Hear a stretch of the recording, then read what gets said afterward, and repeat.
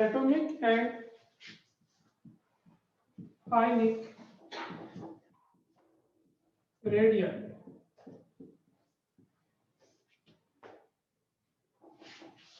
देखिए, जब भी हम किसी ग्रुप की स्टडी करेंगे उस ग्रुप में हमेशा क्या करना है, जिस ग्रुप की हम स्टडी करेंगे उसमें इंटरनल कंपैरिजन करना है, बाकी ग्रुप से कंपेयर नहीं होगा। तो हमारे पास कौन से एलिमेंट है, नाइट्रोजन, फास्फोरस, आर्सेनिक, एंटीमनी और बी। तो क्या होगा, जैसे हम डाउन द ग्रुप चलते हैं तो नंबर ऑफ सेल्स इंक्रीज होती है, नंबर ऑफ सेल्स बढ़ती हैं तो atomic and ionic radius increase होती है।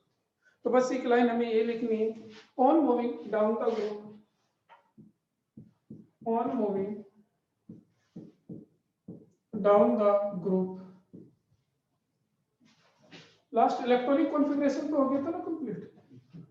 On moving down the group, atomic and ionic radial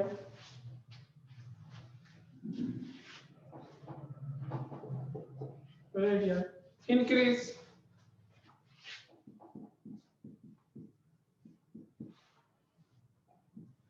due to increase in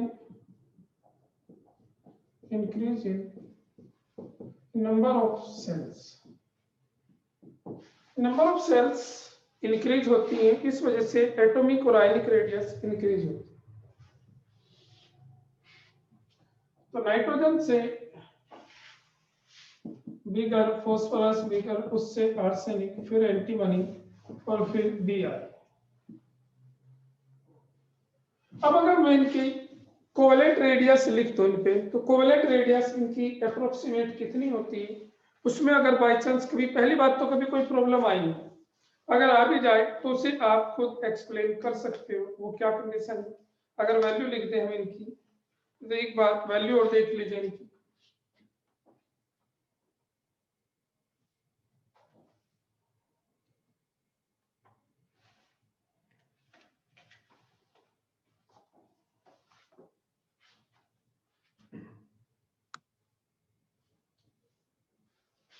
covalent radius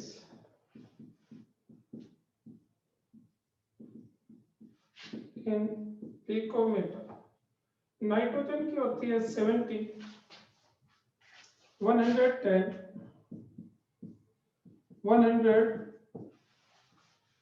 121,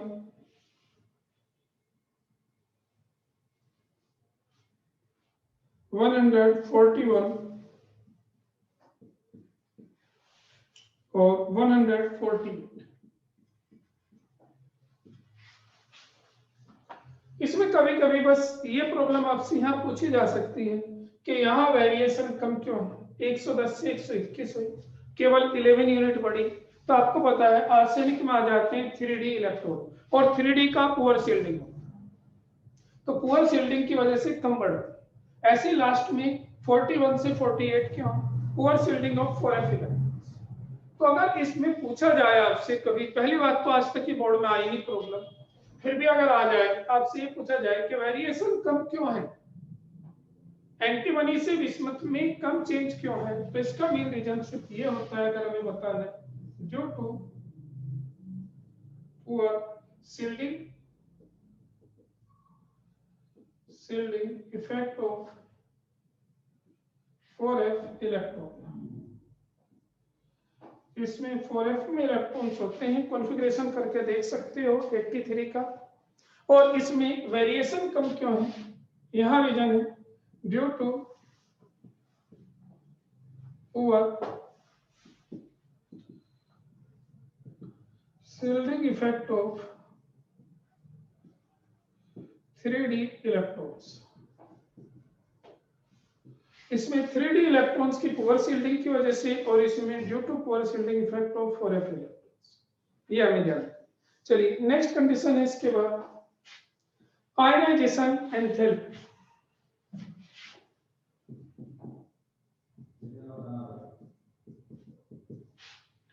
ionization enthalpy, देखिए ये पॉइंट काफी पूछे जाते हैं, इंपॉर्टेंट पॉइंट है, ध्यान से सुनो। इसमें हम दो चीज की स्टडी करेंगे, किसमें, नाइट्रोजन, फास्फोरस, आर्सेनिक, एंटीमनी और बिस्मथ। इसमें हम दो कैरेक्टर की स्टडी करेंगे। पहला कैरेक्टर क्या होगा वो समझिए। नाइट्रोजन, फास्फोरस, आर्सेनिक और एंटीमनी और बिस्मथ में पहला कैरेक्टर ये, यानी कि इसमें जो स्टडी करेंगे आयनीकरण एंथैल्पी में, तो डाउन द ग्रुप। आपको पता है डाउन द ग्रुप क्या होगा, साइज बढ़ेगा, साइज बढ़ेगा, इलेक्ट्रॉन दूर होगा, इलेक्ट्रॉन दूर होगा तो आयनीकरण एनर्जी कम होगी, क्योंकि आयनीकरण एनर्जी है किसी भी एटम की वैलेंस शेल से इलेक्ट्रॉन को निकालने के लिए रिक्वायर एनर्जी। तो जितना इलेक्ट्रॉन दूर होगा, डिस्टेंस बढ़ती जाएगी, उतनी आयनीकरण एंथैल्पी कम होगी। तो डाउन द ग्रुप तो आयनीकरण एंथैल्पी डिक्रीज होती है। हाँ करण दीक्षित बोलो।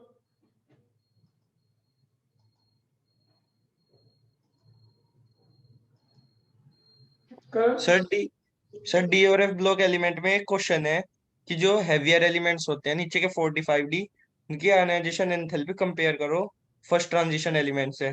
सर उसमें तो ये रीजन, उनकी ज्यादा होती है। यस सर, सर उनकी क्यों ज्यादा होती है फिर? उनका, उनमें आपको पता है इलेक्ट्रॉन कहाँ आते हैं, इलेक्ट्रॉन आते हैं 3D, ओ सॉरी 4D, 5D और 4F में, और इनका शिल्डिंग इफेक्ट कम है। तो यानी कि जो अंदर वाले इलेक्ट्रॉन है इन पर रिपल्सन नहीं लगा और न्यूक्लियर चार्ज बढ़ रहा है। अंदर वाले इलेक्ट्रॉन बाहर वालों पर रिपल्सन नहीं लगाते और न्यूक्लियर चार्ज बढ़ रहा है, और न्यूक्लियर चार्ज बढ़ने से क्या होता है, ये वैलेंस इलेक्ट्रॉन न्यूक्लियस से टाइटली बाउंड हो जाता है। Yes sir. तो वहां रीजन हमें बस ये बताना होता है, पुअर शिल्डिंग की वजह से, और कुछ नहीं। अच्छा सर। हाँ ध्यान दीजिए, देखो अभी मैंने कंडीशन बताई आयनीकरण एंथैल्पी, तो हम जैसे डाउन द ग्रुप चलते हैं, मैंने बताया इलेक्ट्रॉन जितना दूर होगा उतनी आयनीकरण एंथैल्पी कम होगी। जैसे हम डाउन द ग्रुप चलेंगे तो साइज बढ़ेगा, साइज बढ़ेगा तो आयनीकरण एंथैल्पी डिक्रीज। तो बस हमें यही लिखना है कि on moving down the group atomic size increase, as a result आयनीकरण एंथैल्पी डिक्रीज। एक तो पॉइंट हमें ये बताना है कि डाउन द ग्रुप आयनीकरण एंथैल्पी घटती है। एक दूसरा कंपेयर करना है 16 ग्रुप्स, ये 15 है, 16 है, oxygen, sulphur, selenium, tellurium, polonium. देखिए नॉर्मली कभी भी किसी ग्रुप में, उसको सॉरी किसी भी पीरियड में लेफ्ट टू राइट चलते हैं तो न्यूक्लियर चार्ज बढ़ता है, और न्यूक्लियर चार्ज बढ़ने से साइज घटता है, आयनीकरण एंथैल्पी बढ़ती है। इसका मतलब 15 से 16 की ज्यादा आयनीकरण एनर्जी होनी चाहिए, लेकिन हमें पता है ग्रुप 15 की फर्स्ट आयनीकरण एंथैल्पी ग्रुप 16 से ज्यादा हो। ऐसा क्यों? तो इसका मेन रीजन होता है ग्रुप 15 का कॉन्फ़िगरेशन, इनमें होता है np3। np3 का मतलब half filled p orbital configuration. इनमें होता है half filled p orbital configuration, और half filled p orbital configuration की वजह से इनकी आयनीकरण एंथैल्पी नेक्स्ट ग्रुप से ज्यादा, ये हमें ध्यान रखना। तो वही हमें यहाँ लिखना है, तो लिखिए जरा। तो दो पॉइंट लिखने हैं, जो दूसरा पॉइंट है ये इंपॉर्टेंट है भाई। डाउन द ग्रुप आयनीकरण घटती है तो नॉर्मल ट्रेंड है, नहीं पूछते, एक्सेप्शन पूछते हैं ग्रुप 15 के ग्रुप 16 से ज्यादा क्यों? क्योंकि ग्रुप 15 एलिमेंट्स है stable half filled p orbital configuration. तो लिखिए जरा इसमें पहले, on moving down the group, on moving down the group, on moving down the group, comma, atomic size increase, atomic size increase, as a result ionization enthalpy decrease।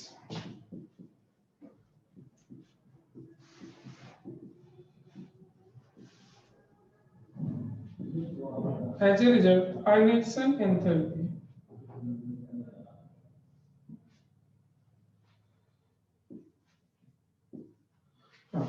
as a result, ionization enthalpy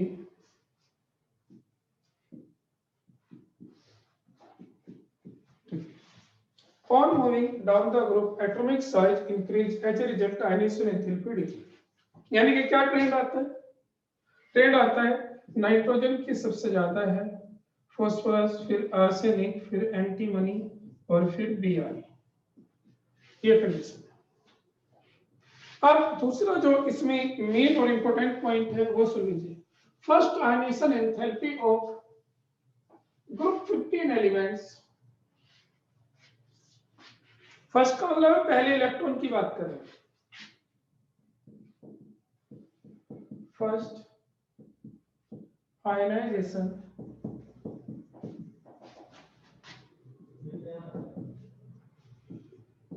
enthalpy of first ionization enthalpy of group 15 elements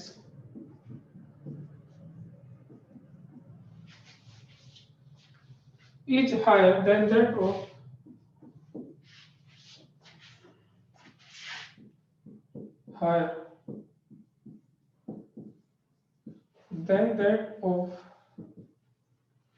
first ionization enthalpy of group 15 elements is higher than that of group 16 elements.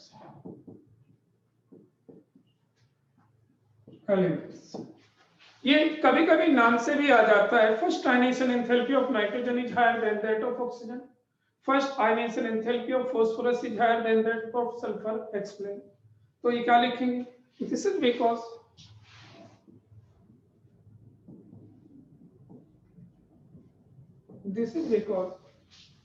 group 15 elements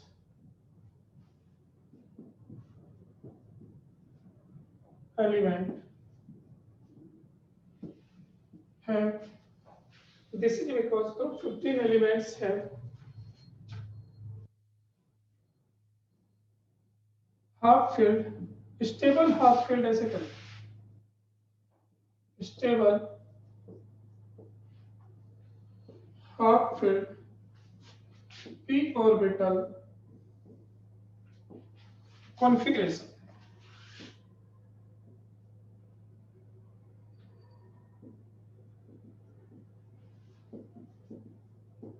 bracket में लिख सकते हैं इसमें px1 n साथ में लगेगा py1 और pz। n के टर्म्स में है n, p3 भी लिख दो इसे, चाहे px1 py1 pz। मतलब इसको ऐसे लिख सकते हो आप np3 या p के तीनों अलग अलग पार्ट बना दो, px1 py1 और pz। बेस्ट ये माना जाता है, जैसे हम ये लिखते बेस्ट px1 py1 pz1, इन तीनों में एक एक इलेक्ट्रॉन है, तो ये half filled p orbital configuration है जो स्टेबल। और स्टेबल चीज से कभी भी कोई काम चेंजिंग आसानी से नहीं होता। अगर स्टेबल से इलेक्ट्रॉन निकालना है तो हमें एनर्जी ज्यादा देनी पड़ती, ये ध्यान। चलिए नेक्स्ट इसके बाद, तो ये इंपॉर्टेंट पॉइंट था भाई, ग्रुप 15 के ग्रुप 16 एलिमेंट से ज्यादा। नेक्स्ट है इलेक्ट्रोनेगेटिविटी।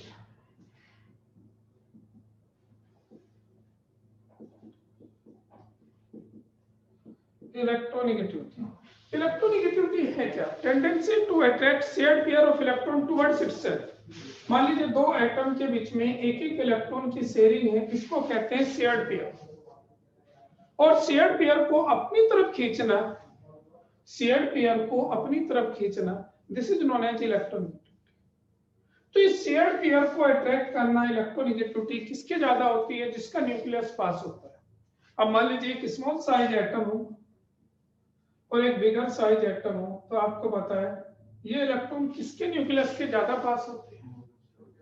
स्मॉल साइज के। एक स्मॉल साइज एटम हो और एक बिगर साइज हो, तो ये इलेक्ट्रॉन पेयर स्मॉल साइज के पास होती है, तो it means small size atom की इलेक्ट्रोनेगेटिविटी ज्यादा है। तो अगर हम इसकी स्टडी करें, यानी कि group 15 elements are most electronegative elements, ये मोर इलेक्ट्रोनेगेटिव है। और इलेक्ट्रोनेगेटिविटी डाउन द ग्रुप क्या होती है? डिक्रीज। क्यों?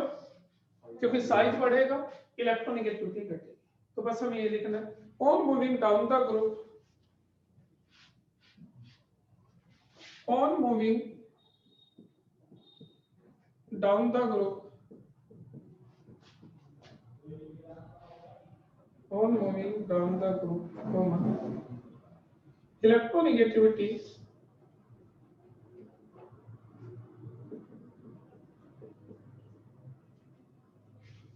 electronegativity on moving down the group, comma electronegativity decrease due to increase in atomic size. Atomic size बढ़ता है, इसका मतलब नाइट्रोजन सबसे ज्यादा फास्फोरस, आर्सेनिक, एंटीमनी और Br। तो नाइट्रोजन की सबसे ज्यादा इलेक्ट्रोनेगेटिविटी होती है, ये हमें ध्यान रखना। नेक्स्ट है इलेक्ट्रॉन गेन एंथैल्पी। वैसे तो इनकी आती नहीं, पर फिर भी हमें एक दो पॉइंट वहां पढ़ना है। इलेक्ट्रॉन गेन एंथैल्पी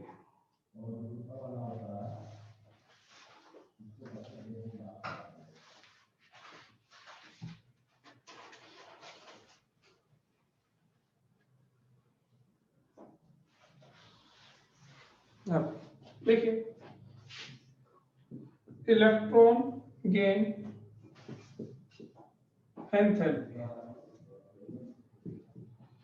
ये ध्यान रखना। हो सकता है ये प्रॉब्लम कुछ ले, सिर्फ स्पेशली क्या आती है, देखो नाइट्रोजन जो है ये इलेक्ट्रॉन गेन नहीं करना चाहता। वैसे इलेक्ट्रॉन गेन एंथैल्पी का मीनिंग क्या है?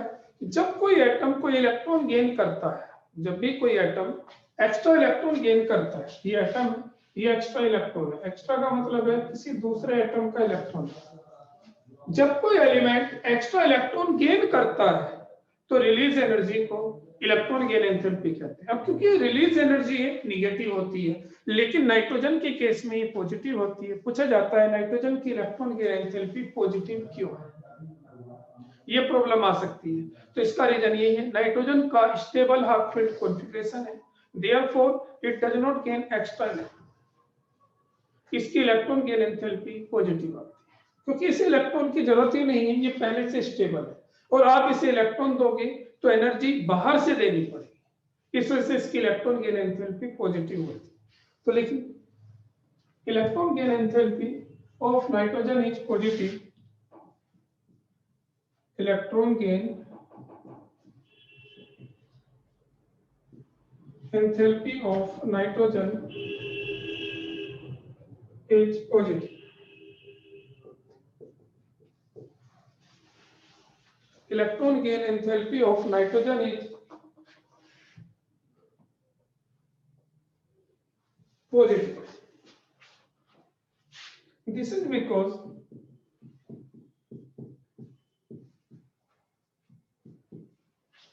nitrogen has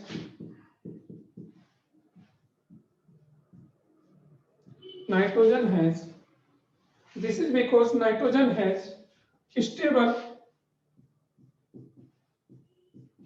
half filled p orbital. This is because nitrogen has stable half filled p orbital configuration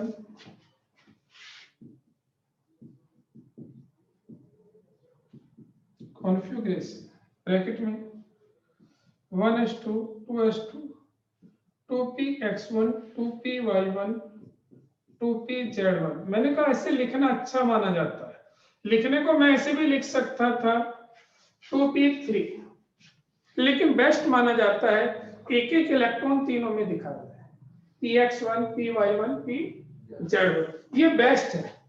लिखने को मैं फिर कह रहा हूं 1s2 2s2 2p3 भी लिख सकता था, पर बेस्ट मेथड ये है कि आप इसको ऐसे लिखें, ये ध्यान रखें 1s2 2s2 2p3, ठीक है।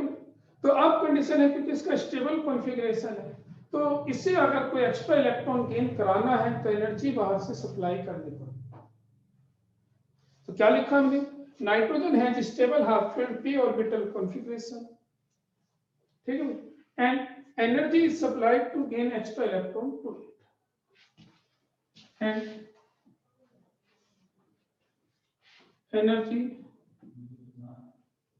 is supplied to gain energy is supplied to gain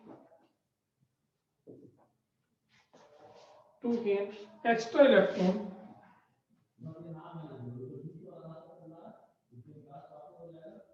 in it। देखो मैंने बताया ये क्या होती है भाई, अगर इसे इलेक्ट्रॉन गेन कराना है तो एनर्जी बाहर से देनी पड़ेगी।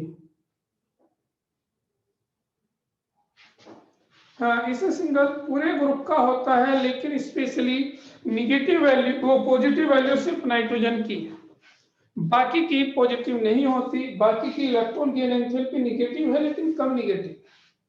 तो अगर ये प्रॉब्लम आपसे पूछी जाएगी तो सिर्फ नाइट्रोजन की, नाइट्रोजन की निगेटिव पॉजिटिव होती है, बाकी सबकी निगेटिव होती है। तो निगेटिव पे नहीं पूछते, पॉजिटिव पे पूछते कि electron gain enthalpy of nitrogen is positive. Positive क्यों? इंपॉर्टेंट पॉइंट है, याद रखना। नेक्स्ट है मेटेलिक कैरेक्टर।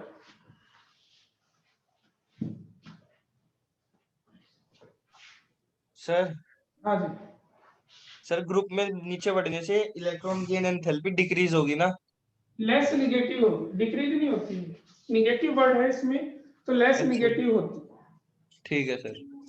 हाँ, लेकिन इसमें सिर्फ आपको एक ही प्रॉब्लम पूछी जाएगी, और वो है इलेक्ट्रॉन गेन एंथैल्पी नाइट्रोजन की पॉजिटिव क्यों, बस, और कुछ नहीं। बाकी पे हमसे कभी इसकी कोई प्रॉब्लम नहीं पूछते। हाँ खुशी सारा बोलिए। सर ये बताइए कि इसमें पूरे ग्रुप में ही हाफ फील्ड पी और वाइटल है, तो फिर सिर्फ नाइट्रोजन की ही पॉजिटिव क्यों है, उनकी नेगेटिव क्यों है सर? नाइट्रोजन में इलेक्ट्रॉन ज्यादा क्लोजली पैक होते हैं, उतने कोरों में नहीं होते। कोरों में टेंडेंसी है कि वो गेन कर सकता है, पॉसिबिलिटी है, नाइट्रोजन में नहीं होती। साइज बढ़ने की वजह से? हाँ, साइज का इफेक्ट भी पड़ता है इसमें। ठीक है सर, थैंक यू। हाँ भाई, लिखिए जरा नेक्स्ट। Metallic character.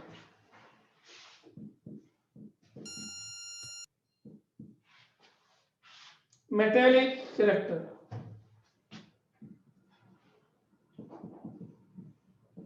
देखिए, मेटल कहते किसे? आप सबको पता है मेटल उन्हें कहते हैं जो इलेक्ट्रॉन लॉस करते हैं। जो इलेक्ट्रॉन लॉस करते हैं उन्हें मेटल कहते हैं। और जैसे हम डाउन द ग्रुप चलते हैं तो इलेक्ट्रॉन लॉस करने की टेंडेंसी बढ़ती है। क्यों बढ़ती है? अभी हमने पढ़ा, आयनाइजेशन एनर्जी घटती है। तो इसका मतलब down the group metallic character बढ़ता है। Metallic character increase on moving down the group. इसमें ध्यान रखना, नाइट्रोजन फॉस्फोरस क्या होते हैं? Non metal. और बिस्मथ क्या होता है? मेटल होता है। तो इसका मतलब ऊपर नॉन मेटल है और लास्ट में मेटल है। तो इसका मतलब down the group metallic character increase होता है। तो हम ये लिखेंगे on moving down the group, on moving down the group, on moving down the group, metallic character increase, character increase, on moving down the group, comma, metallic character increase due to decrease in ionization enthalpy.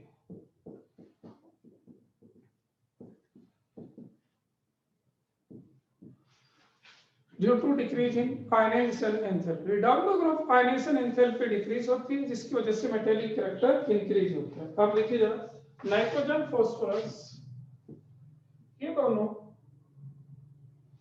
Non metal,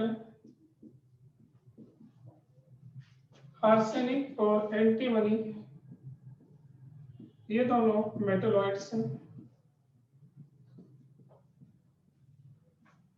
और Bi metal. तो अगर हम ध्यान से देखें तो down the group क्या हुआ? मेटेलिक कैरेक्टर इंक्रीज हुआ।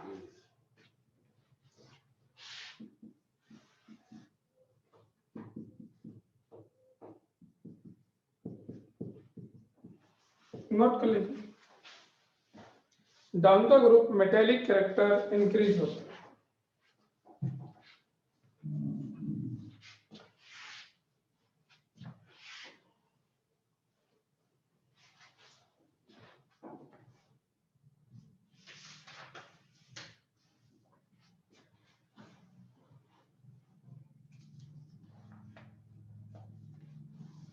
हाँ, boiling points.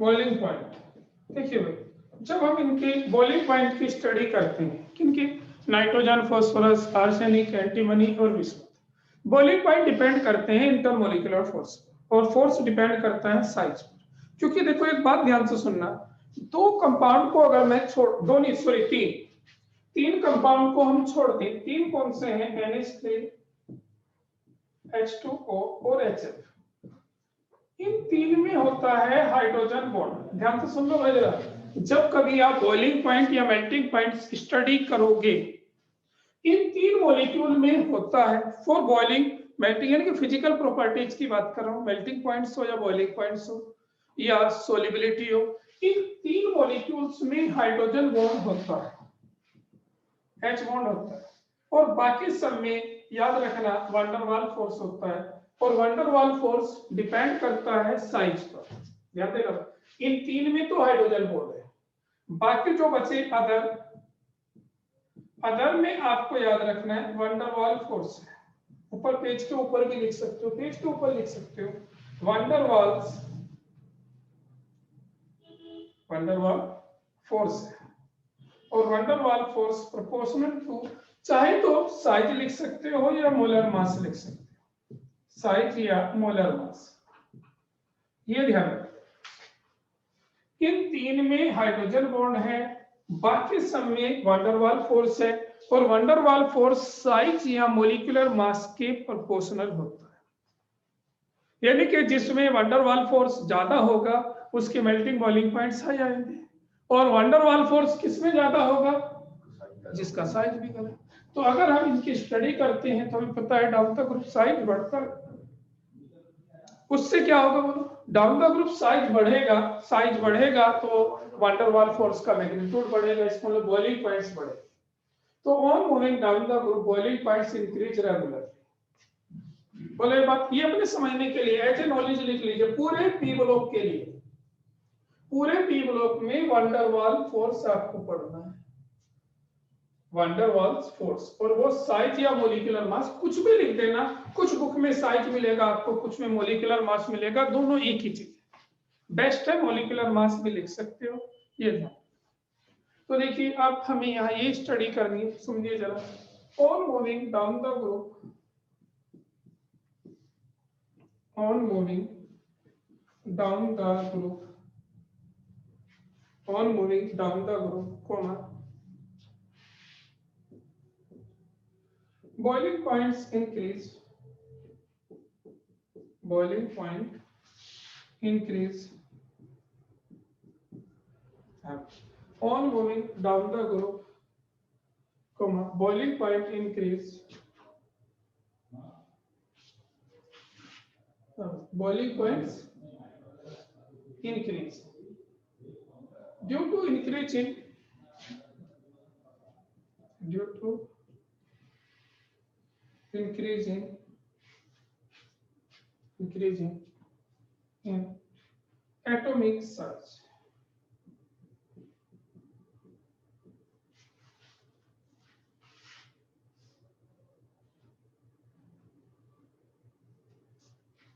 due to increase in atomic size। ये ध्यान रखना भाई, down the group atomic size बढ़ रहा है, उसमें से बॉइलिंग पॉइंट बढ़ते हैं, तो सबसे ज्यादा बॉइलिंग पॉइंट किसका होगा, नाइट्रोजन से ज्यादा फास्फोरस, फास्फोरस से आर्सेनिक, आर्सेनिक से एंटीमनी, और फिर Br। अगर बहुत ज्यादा डिटेल लिखना चाहते हो तो ये पूछा नहीं जाता, बहुत ज्यादा डिटेल लिखना चाहते हो तो इसको हम कुछ ऐसे लिखते कि बॉइलिंग पॉइंट्स इंक्रीज हुए, क्यों है, क्योंकि on moving down the group atomic size increase होता है, as a result magnitude of van der Waal force increase होता है। सही पूरा ये था, अगर एक लाइन और बढ़ा दें तो ज्यादा बेस्ट है, लेकिन ये आएंगे तो है तो कोई जरूरत नहीं है, पढ़ने की भी जरूरत नहीं, जो आएंगे बताऊंगा वो कौन से, बस फिर भी एक नॉर्मल कंडीशन आपको बता दूं। नेक्स्ट है मेल्टिंग पॉइंट। देखिए मेल्टिंग पॉइंट में हमेशा एक्सेप्शन होते हैं, इसका रीजन भी आपको पता है, कोई बच्चा बताना चाहेगा, मेल्टिंग में एक्सेप्शन क्यों आते हैं, पता सबको है? सर क्लोज पैकिंग की वजह से। हाँ सही बताया खुशी आपने। देखिए एक्चुअली मेल्टिंग का मतलब है सॉलिड को लिक्विड में बदलना, और सॉलिड स्टेट में पैकिंग होती है, तो कहीं भी मेल्टिंग पॉइंट में एक्सेप्शन आ सकते हैं। और जब हम इनकी स्टडी करते हैं तो मेल्टिंग पॉइंट पहले नाइट्रोजन से आर्सेनिक तक बढ़ते हैं फिर घटते हैं, और उसका रीजन सिर्फ पैकिंग वगैरह ही होता है और कुछ नहीं। तो लिखिए इसमें the melting points of group 15 elements, melting points of group 15 elements, melting points of group 15 elements first increase from first increase from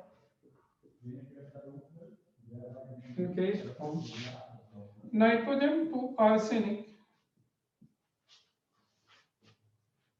and then decrease to and then decrease to antimony to bismuth, फिर घटते। अब अगर इसका explanation लिखना चाहे तो इसका explanation actually कहाँ आता है, तो अलग अलग एक्सप्लेनेशन आएंगे। पहले बढ़े क्यों, पहले है नॉन मेटल, और नॉन मेटल भी होता है वंडरवाल फोर्स, और वंडरवाल फोर्स साइज बढ़ने से बढ़ गई। और बाकी दो में आते हैं मेटल, और मेटल के अंदर होता है मेटेलिक बॉन्ड, और मेटेलिक बॉन्ड साइज बढ़ने से घट। तो एक्सप्लेनेशन दोनों की अलग है। फर्स्ट इंक्रीज क्यों हुआ, फर्स्ट इंक्रीज इस वजह से हुआ due to increase in atomic size.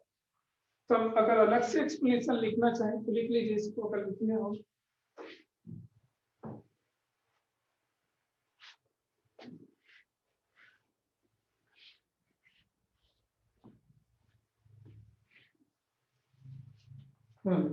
Melting point का ऑर्डर क्या है, नाइट्रोजन से ज्यादा फॉस्फोरस, फॉस्फोरस से आर्सेनिक, नाइट्रोजन से ज्यादा फॉस्फोरस, फॉस्फोरस आर्सेनिक, आर्सेनिक से कम है एंटीमनी, और एंटीमनी से कम है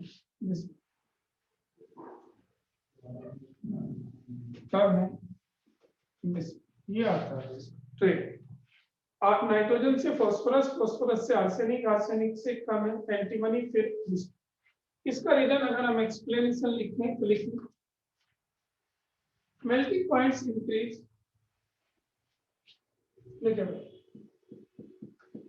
मेल्टिंग पॉइंट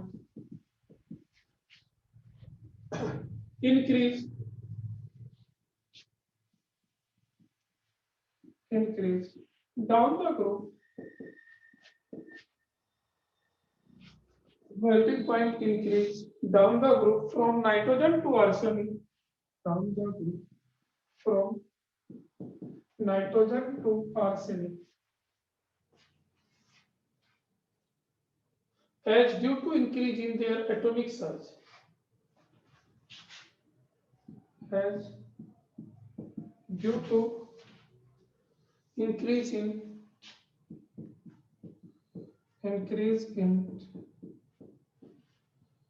atomic size, इनका एटॉमिक साइज इंक्रीज होता है।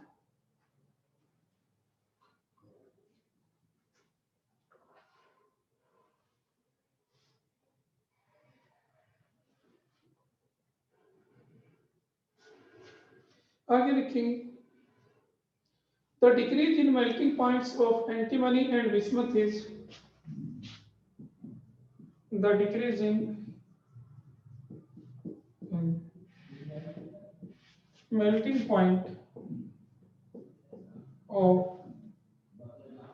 antimony and bismuth is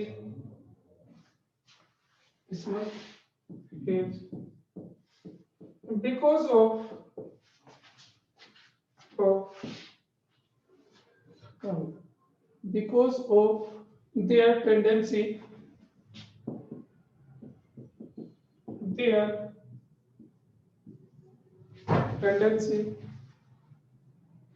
because of their tendency to form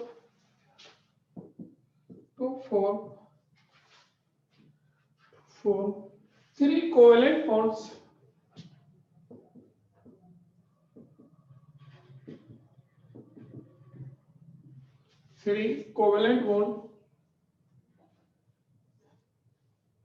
instead of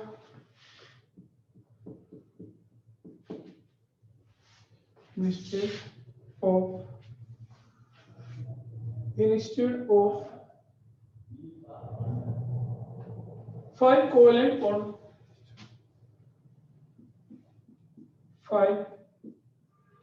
covalent bond due to inert pair effect.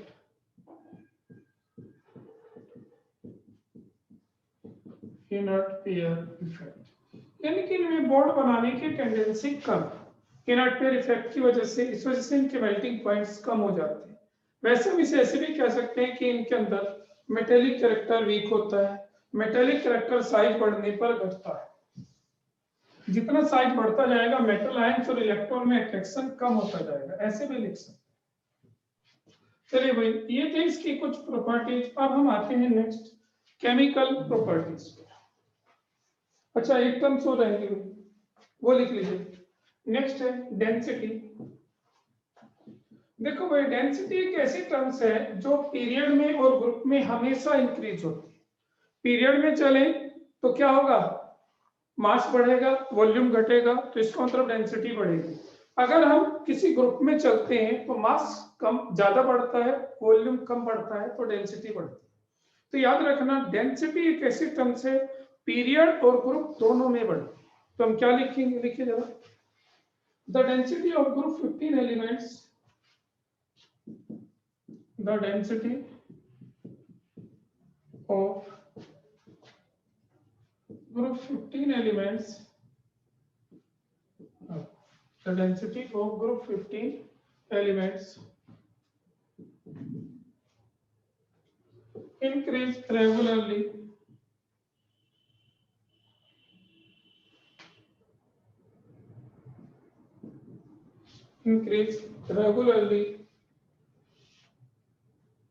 from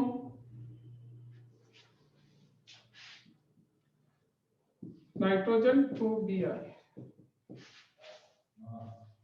next है allotropy.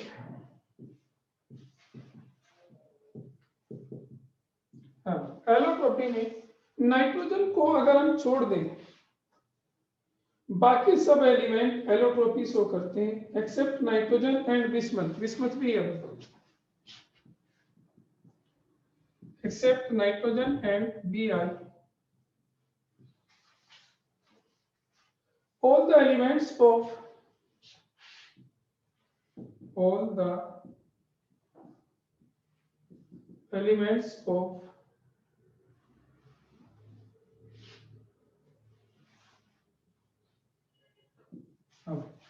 except nitrogen and bismuth, all the elements of this group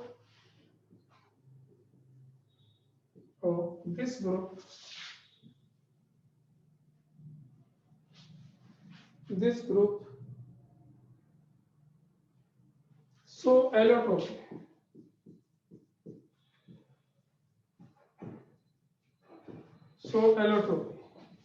अब है phosphorus.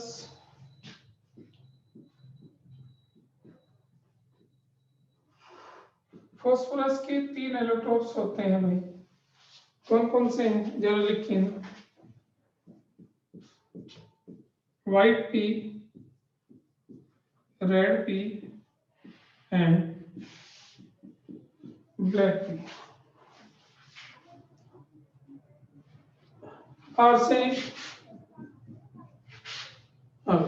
Arsenic and antimony, इनके होते हैं 2। कौन से होते हैं, येलो एंड ग्रे। 2 एलोट्रोप्स हैं भाई इनके।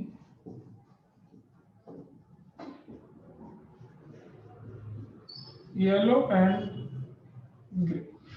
ध्यान देना भाई, एनसीईआरटी बुक में लिखा है, पहले ही बता दूं, एनसीईआरटी बुक में लिखा है ऑल एलिमेंट्स एक्सिबिट एलोट्रोपी, जबकि नाइट्रोजन एलोट्रोप्स नहीं बनाता, तो वो गलत है, तो ये ध्यान रखना। नाइट्रोजन और बीआई को छोड़ दें, बाकी सब एलोट्रोप बनाते, नाइट्रोजन एलोट्रोप्स नहीं बनाता। अगर हम एनसीईआरटी पढ़ते हैं तो एनसीईआरटी में कुछ चेंज लिखा है, उसमें नाइट्रोजन को भी शायद एलोट्रोप्स बताए, except nitrogen all the elements of allotropy, उन्होंने कहा सिर्फ नाइट्रोजन को छोड़ दें। याद रखना बिस्मथ भी नहीं बनाता, नाइट्रोजन और बिस्मथ एलोट्रोप्स नहीं बनाते, बाकी बनाते। और इनके नाम भी हैं, देखो फास्फोरस के 3 एलोट्रोप्स हैं, व्हाइट फास्फोरस, रेड फास्फोरस और ब्लैक फास्फोरस। और इसके कितने, आर्सेनिक एंटीमनी के 2 हैं, येलो और ग्रे, ये देखो। तो आपको याद रखना है कि बिस्मथ भी एलोट्रोप्स नहीं बनाता, जबकि एनसीईआरटी में कहा है बनाता है, तो ये हमें ध्यान रखना चाहिए। नेक्स्ट हेडिंग है, हाँ अक्षित त्यागी बोलो। तो जो आपने मेल्टिंग पॉइंट वाला लिखा है, इसमें कोवलेंट बॉन्ड का बताया आपने, और आप अभी मेल्टिंग बॉन्ड बता रहे थे, है तो जो आपने लिखवाई वो इनर्टियल इफेक्ट के बेस पे बोल दिया कि उनके 3 बॉन्ड बनाने की टेंडेंसी है, बाकी की 5 बनाने की। लेकिन सही एक्सप्लेनेशन ये होता है, ये 2 मेटल होते हैं, तो मेटल में होता है मेटेलिक बॉन्ड, और मेटेलिक बॉन्ड साइज बढ़ने से घटता है, वो भी लिख सकते थे। तो सर ये एक टाइम पर 2 बॉन्ड बना रहा क्या, या मेटलिक भी कोवलेंट भी? क्या करें, सर मैं कह रहा कि दोनों बॉन्ड बना रहा था, मेटलिक भी और कोवलेंट भी। बनाता दोनों है, पर टेंडेंसी कम है बनाने की। ठीक है। हाँ भाई, नेक्स्ट है केमिकल प्रॉपर्टीज।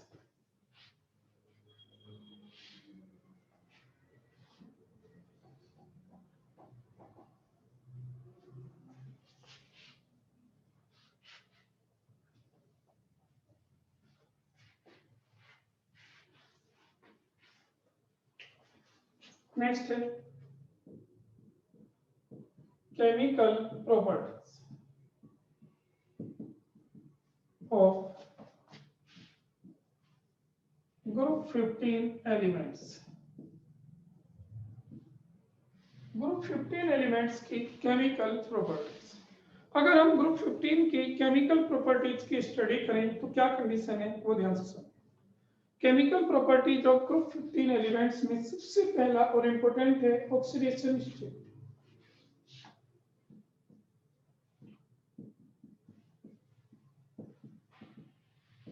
ऑक्सीडेशन स्टेट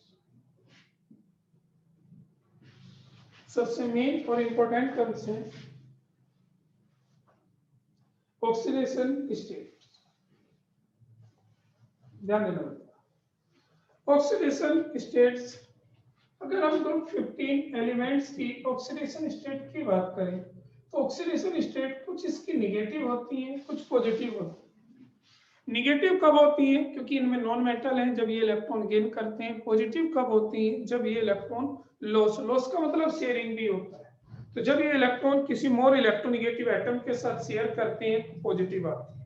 अब इनमें इलेक्ट्रॉन है कहाँ, जरा ध्यान से सुनो। इनमें इलेक्ट्रॉन है NH2 NP3। इनकी वैलेंस सेल में कितने इलेक्ट्रॉन है, 5 इलेक्ट्रॉन। अब अगर ये ऑक्टेट गेन करना चाहे और ये इलेक्ट्रॉन गेन करना चाहते हो ऑक्टेट के लिए, कितने गेन करेंगे, 3। तो एक तो इनकी -3 होती है, तो निगेटिव ऑक्सीडेशन स्टेट तो इनकी -3 होती है, ये हमें ध्यान रखना है। तो सबसे पहले हमें इसमें लिखना है एक negative oxidation state. Oxidation state क्या है, निगेटिव। भाई ये निगेटिव का मतलब है जब ये इलेक्ट्रॉन गेन करेंगे तो कितने गेन कर सकते हैं ऑक्टेट पूरा करने के लिए, 3। तो इनकी निगेटिव ऑक्सीडेशन स्टेट होती है 3।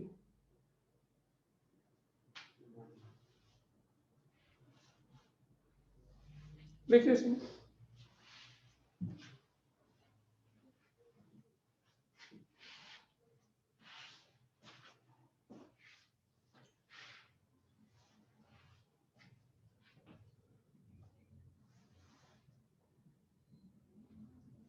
all the elements of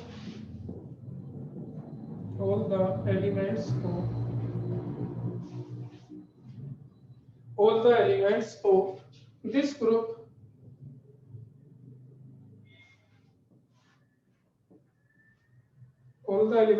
this group have 5 electrons. 5 electrons. All the elements of this group have 5 electrons. In the valence shell,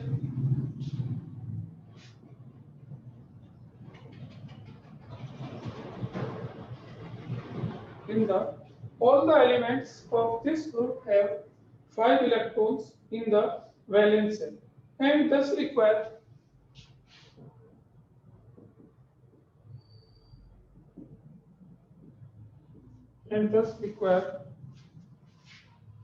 3 more electrons.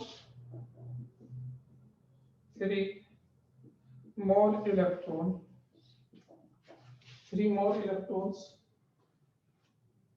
to acquire the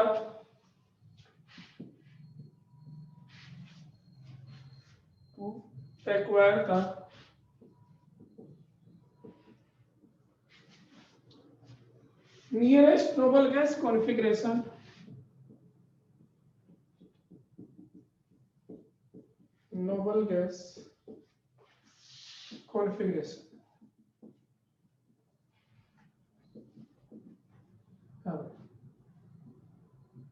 Nearest noble gas configuration.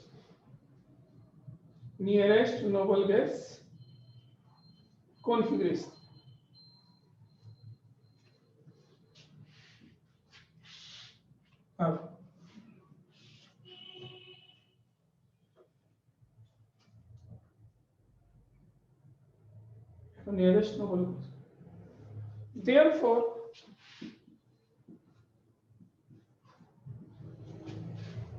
the negative oxidation state of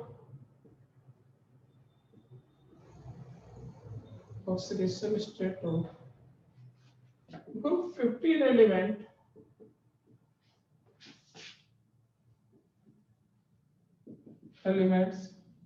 is -3. Negative oxidation state of group 15 element is -3.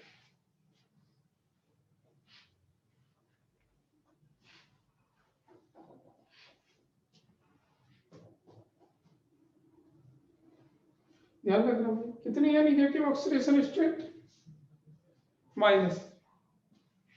अच्छा, हमसे पूछा जाएगा इनका stability order down the group क्या होगा। देखिए एक बात बताइए, नाइट्रोजन स्मॉल साइज है, इसे 3 इलेक्ट्रॉन गेन करने हैं और Bi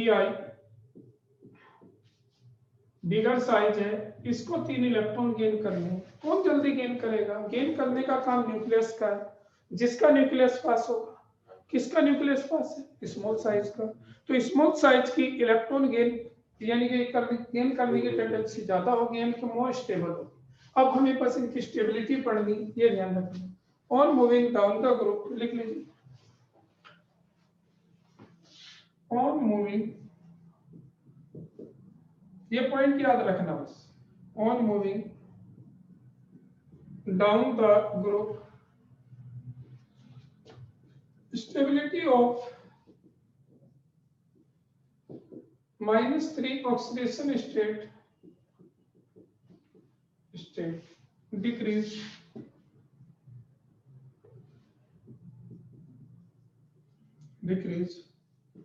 due to decrease in electronegativity.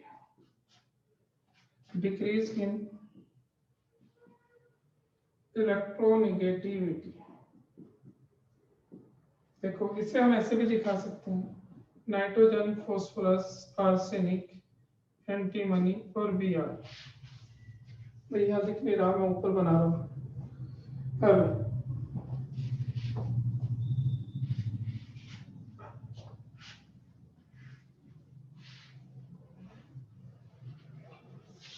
Nitrogen, phosphorus, arsenic, antimony और Br -3 ये नहीं करता, ये ध्यान देना, ये सो नहीं करता।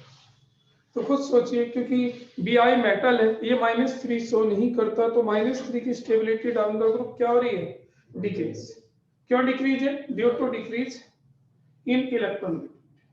तो ये थी नेगेटिव। अब भी हमें लिखना है पॉजिटिव ऑक्सीडेशन स्टेट, कल डिस्कस करेंगे। अब पॉजिटिव ऑक्सीडेशन स्टेट क्या होती है ये कल डिस्कस करेंगे।